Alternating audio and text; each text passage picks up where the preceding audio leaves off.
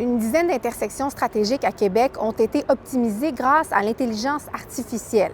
Il y a un peu plus d'un an, la Ville de Québec a signé une entente de projet pilote avec Google pour synchroniser le cycle des feux de circulation grâce à l'IA et donc réduire les émissions des véhicules, notamment lors des arrêts et des démarrages fréquents. Le projet utilise les tendances de conduite de Google Maps pour émettre des recommandations très précises, mais par la suite, c'est les techniciens et les ingénieurs de la Ville qui doivent prendre des décisions à partir de l'information qu'ils ont. Donc, ça ne sera jamais le projet Greenlight seul qui va prendre des décisions. Résultat, la Ville estime que le projet Greenlight a démontré un potentiel de réduction allant jusqu'à 30 % des arrêts et démarrages fréquents et 10 % des émissions estimées de CO2 aux intersections. Un exemple, l'intersection de la côte Saint-Sacrement et de la rue du Sample à l'angle du boulevard Charest. Les feux de circulation étaient légèrement désynchronisés en fin de journée, en pleine heure de pointe. Ça engendrait des ralentissements, des embouteillages et des délais.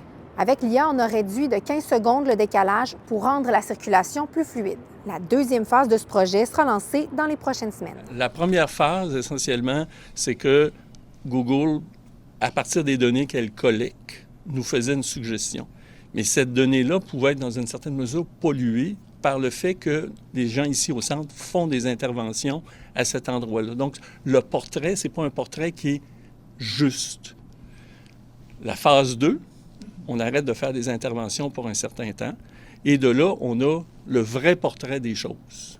Et on est capable d'aller vers une modification, je dirais, plus complète du fonctionnement des feux que ce qu'on pourrait faire dans la première phase. Le projet Greenlight de Google est gratuit et il est implanté dans 19 villes et Québec est la seule ville canadienne à l'utiliser. Vous rappelez-vous des orages du 23 juin qui ont causé l'annulation du spectacle La Fête nationale, la forte pluie, le vent, les rafales? Ça a coûté plus de 2 millions de dollars à Hydro-Québec en heures supplémentaires, mais aussi en ressources externes. Au plus fort de cet événement dans la région de Québec, il y a plus de 132 000 résidences qui étaient privées d'électricité. Et pour rétablir le courant, les travailleurs ont fait près de 9 000 heures supplémentaires du 23 au 26 juin. Le coût estimé est de 745 000 dollars. Hydro-Québec a aussi payé 1 300 000 dollars à des entreprises privées, notamment pour remplacer des poteaux et faire l'émondage de la végétation.